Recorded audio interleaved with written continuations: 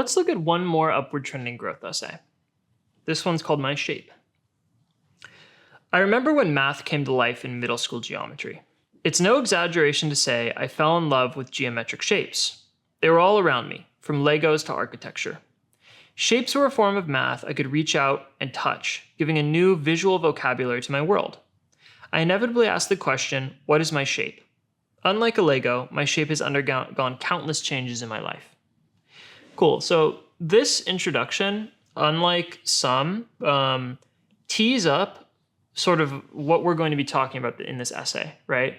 We're talking about shape, and we're also talking about the countless changes that this applicant's shape has undergone in their life. So let's see what happens. Chapter 1, circle, rigid, simple, persistent. So this is an interesting structural thing. They're like actually doing these like single line, almost like chapter headings. And I think if we look down, yeah, we see that again down here. We'll get there, but that's a cool little trick. It's kind of another signpost that helps the reader understand where they are in the essay. In school, I favored the famous math maxim of quantity over quality, solving as many problems as humanly possible to increase efficiency. It worked, at least for uniform, predictable problem sets. However, as I stepped into the realm of competitive maths, physics, and computer science, my strategy broke down. Problems were too diverse to solve through brute force, with bumps and caveats that stopped my circle in its tracks. So we have a very, very clear situation here, right? Where this author is kind of coming in up here, they've got a solution, but over time, the efficacy of that solution goes downhill, right? So this is sort of a problem statement paragraph. Let's see what we get in paragraph 2. My personal life was also faltering. I powered through every day, filling my schedule with whatever lay before me. When my energy failed, it was nothing a shot of Red Bull couldn't fix. I lost sleep lurching through each day. Trying to force myself through life left my shape riddled with patches and jagged cliffs where smooth curves should have been.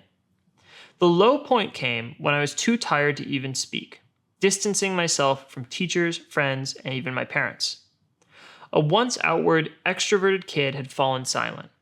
I couldn't make social gatherings due to my sluggishness and skipped or dropped many extracurriculars. I was isolated and felt lonely, completely drained. I was frustrated with my lethargy but unable to fix it. So another pretty powerful problem paragraph. There's a little bit of alliteration that just slipped out there. But we've got these two paragraphs, one where we're talking about this applicant as a student, one where we're talking about them as a sort of social being. And in both of them, we're getting this same trend, right? They had an approach, but over time, it started to go downhill. Now, I'm sort of expecting, because I've read a lot of these, that we're going to turn that around. So let's see how it happens. Chapter 2, hexagon, diverse and connected. It was time for change. Boom, okay, change. A breakthrough came in the classroom when I began to see my problems and solutions in terms of interlocking shapes. With the right fitting tools, any problem could be unlocked elegantly. Math once again resolved into shapes. Ugly polynomials could be unlocked with the gently undulating waves of a Fourier series, symmetrical counting with Burnsides. Analyzing shapes for their patterns, areas, dimensions, and interactions offered an inductive perspective to math. Okay, cool. So if in our diagram, we've got personal and we've got math, they're both trending down. Let's say that this one's math. We start to get a new approach, right? The applicant is reframing how they're thinking about math problems, and by kind of having this pivot, they sort of unlock this new level of analysis. My meditation on shapes helped me to turn a corner personally. I took a step back, evaluating how each commitment would fit with the shape of my life. I started to take more agency, sculpting my life into the shape I wanted. I planned Formula One watch parties with friends, picked up rock climbing after schools on Fridays. I opened up again to those around me, chatting in school hallways and eating dinner at the table to immerse myself in the "how was your day" conversation. I got much needed sleep, dropped caffeine, and took bike rides to clear my head. I had reclaimed the freedom and control to focus my health, maintain social contact, and stay on top of school. The shapes began to fit together. Within them, I found balance, pattern, symmetry, and structure that I'd been missing. So great. We get this kind of downward trend for math and social life. Boom, it rebounds, and it just keeps rebounding in every phase of life. So there's this key, if we're diagramming this really, right? We kind of have point A, we drop down, we get point B, which is sort of like this low phase for both social and math. And then we go up and we hit this kind of, point C, I guess, where we're at a significantly higher point than when we started. Chapter 3, the gateway.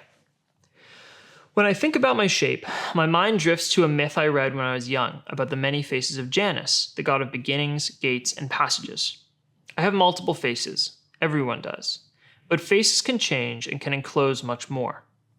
My love for shapes has transformed into a personal philosophy. Life lacks the step-by-step structure of math. You can't pinpoint anger or sadness or tiredness to steps. At times, I felt lost and out of control. Through self-knowledge, analyzing how shapes fit my life or don't, I've been able to recognize my shortcomings, balance my energy in my personal life, and place myself on a confident path. I like this paragraph because it's pivoting a bit into reflection, right? We get this new chapter, the gateway, which is kind of interesting. I want to see where that leads. But what we actually get is this applicant sort of taking responsibility for their own personal growth and talking about how they've gained self-knowledge, which has helped them recognize their shortcomings, balance their energy, and place myself on a confident path, right? So it's not just like I changed my behavior and things got better. It's realizing that they were creating the conditions that put them out of balance in the first place, and then through self-knowledge and reflection, correcting that course and getting back on track. Last paragraph. So, what shape am I? A Mobius strip with contradicting qualities and infinite boundarylessness? Not exactly. I see myself as an archway, grounded, strong, and open to what comes. I strive for the poise to reflect, the structure to stand up, and the gates to grow. Okay, cool. So what I like about this is that we kind of hit this final moment where the writer gets a more nuanced sense of what growth means, right? If they're literally identifying this. Let's go back to that diagram. We've got A, which is, I think, circle, rigid, right? That fails, so they grow and they change. And B, we get a hexagon, and I think I pretty much failed geometry in high school, so I'm going to try to draw a hexagon. There we go, boom. We got a hexagon. That's a more dynamic shape. And then we kind of get this sense that as they continue to grow, what they turn into is a gateway, right? And a gateway is a much more, I would say, it's a literally open shape, right? Whereas a rectangle and a circle are both closed. They're kind of comparing themselves on the number of angles they have or don't have as a circle. A gateway is allowing things to move through it. It's more fluid, it's more open, it's more reflective in a way. And that's the narrative they're showing. But it's a super clear upward trending growth essay. The thing that's, I think, a bit different about this is that we have this point here where there's a real inflection point, right? Where something bad happens, they kind of hit rock bottom, and then they have to make a change. That's a bit more stark than the previous one we read. I would say that this one is balanced more between the external and the internal.